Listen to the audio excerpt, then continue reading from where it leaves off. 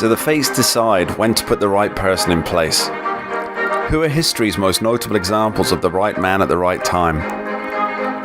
Are we witnessing the creation of modern legends right now, today? And what leads people to rise to the occasion when no one else can? All this and a lot more to come. I'm Mark Angelides, and you're listening to The Rabbit Hole, Politics and Prose, a LibertyNation.com production.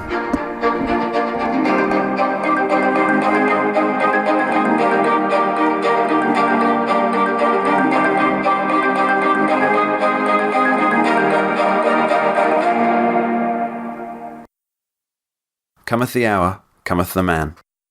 We all inherently know what these words mean, but there is an undercurrent, an unspoken message that this adage inspires. It prompts thoughts of desperate situations, of trauma and tragedy, that seem almost hopeless to resolve. And this is why a specific person, with a specialized set of skills or determination, is needed to release us from the trap in which we find ourselves. History is littered, literally littered, with examples of a lone warrior or leader arising just when the darkest hour was upon us. These individuals come from nowhere, do the job they are needed for so desperately, and then disappear back into the fabric of the historical record. When we look at Donald Trump's 2016 victory, it's difficult not to judge his presidency in the same light. There is no way a Donald Trump could have been elected in 2012, 2008, or any other year. It was a specific set of social and political circumstances, and the public's awareness of them, that secured his victory. The rising tide of Twitter, Hillary Clinton's hubris, the media banding together, and Barack Obama's Affordable Care Act punishing poor people for not wanting to buy his product, all of these jointly led to Trump's election. The chances of such aspects joining together in the future make it likely that there will only ever be one Trumpian president. I'm reminded of two historical characters. One of them you all know, the victor of the Second World War, Winston Churchill. And the other, who seems more myth than reality, is Xenophon, a student of Socrates who went on to lead the most impossible and implausible army to safety against an enemy so vast the world had never seen its like before. Let's begin with Churchill. What most people don't know is that Sir Winston was on a downward spiral, suffering from bouts of depression, what he called his black dogs, unwanted and unloved in his own political party. He was a man in his mid-60s, looking towards the grave. And then came the war. In May 1940, Prime Minister Neville Chamberlain steps down from his position, unable to lead the nation at war. The next choice, Lord Halifax, fully aware that he lacked the skills to take on Adolf Hitler and his vast army, steps aside, saying that he wouldn't be able to lead effectively as a member of the upper house rather than the lower house. And that left Winston Churchill, a man in poor health, 65 years old, returning from, as he described them himself, his wilderness years. And he was transformed. Contemporaries described him looking 10 years younger. A writer for the now defunct New York City newspaper said, quote, "Everywhere I went in London, people admired Churchill's energy, his courage, his singleness of purpose. People said they didn't know what Britain would do without him. He was obviously respected, but no one felt he would be Prime Minister after the war. He was simply the right man, in the right job, at the right time. The time being the time of a desperate war with Britain's enemies." End quote. And it was this transformation that ties our theme together today. Churchill did not start his 65th year as a man with boundless energy and ability. He rose to the occasion, and he destroyed the most fundamental threat to Europe that it had ever faced. Donald Trump did not live the last 10 years of his life before the presidency as a statesman or an embodiment of a political earthquake. He was a property developer and TV star. This is not what legends are made of. It was the situation, the unique time and place in history that enabled him to not only seize the White House, but to rise to the occasion and shape the American psyche around a simple idea: make America great again. And this brings me to my second example, Xenophon, an Athenian born in 430 BC. He's perhaps best known as the student of the philosopher Socrates, and of whom he wrote much of what we know about the father of philosophy, alongside Plato, of course. And this association and subsequent writings should have been enough to secure him a place in our history books. But he was no book-smart shrinking wallflower. His home life in Athens became troublesome for him because of his vocal political support of the 30, the Council of Spartans that ran Athens for a time. So he left to gain some perspective on things. He joined up as a mercenary. Now, being a mercenary in Greece was not uncommon. In fact, when Greece was not at war, its many soldiers, the Spartans included, would become swords for hire all over the Persian Empire. Battalions of mercenaries would fight far-off wars to keep their home cities rich in gold. And it's regarded that there were truly none better than the Greeks, and of these, the legendary Spartans were the most dangerous. But Xenophon was not a Spartan warrior. He was a master of horses, and the company he joined had been hired by Prince Cyrus, second son of Darius, the Persian emperor.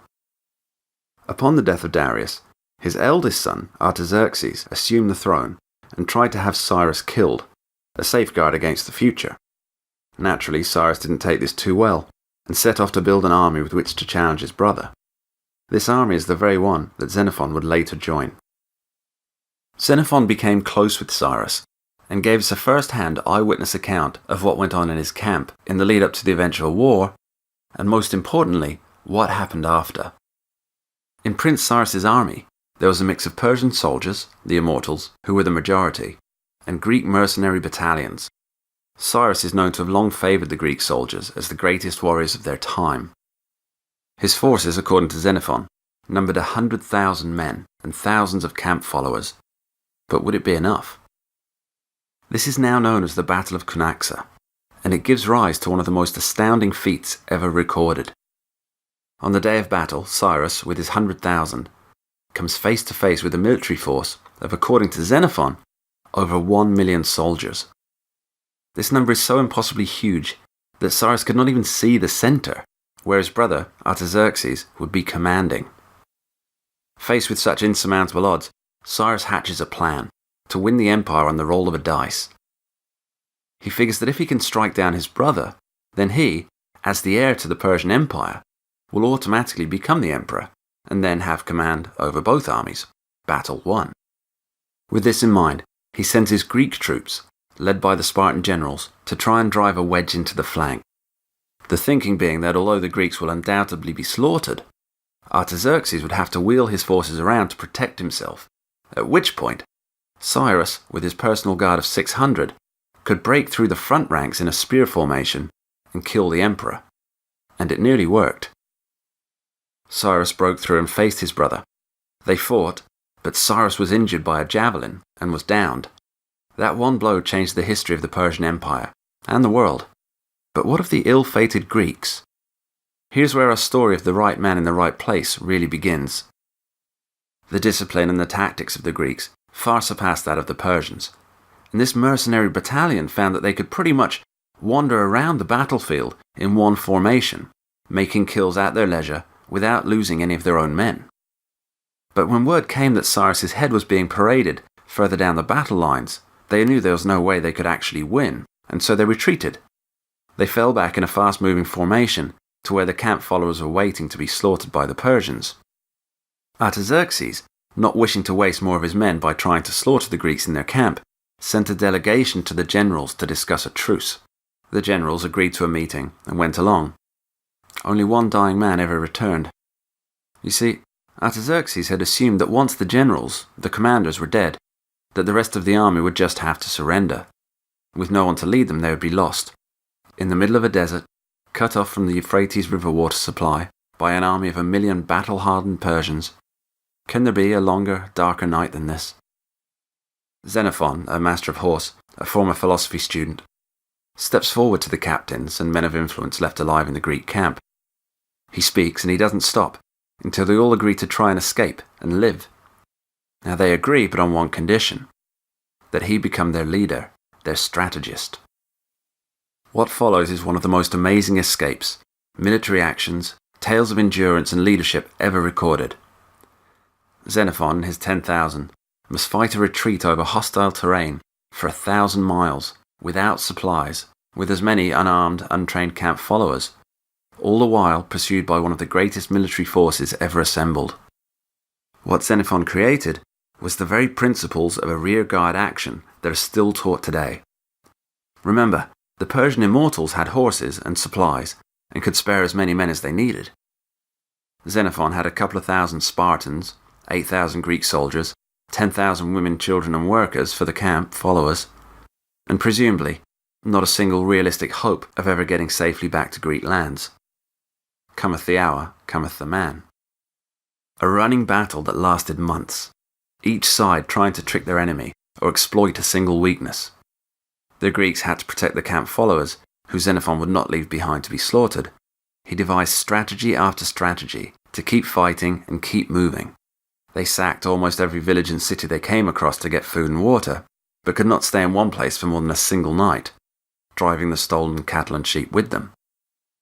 On one occasion, Xenophon's troop was approaching a wide river. They couldn't cross it, but if they stayed, they would all be slaughtered with nowhere to run. Whilst on the move, he ordered that all the animals, the donkeys included, be killed, and their bodies stuffed with hay and grass from the land. He had the carcasses covered in dirt to stop them from being slippery, and ordered his men to pile the bodies deep in the river, creating a bridge of bodies over which his whole group escaped. After enduring battles, harsh winters, starvation, thirst, Xenophon and his followers, they made it back to Greece. They made it safe and started new lives.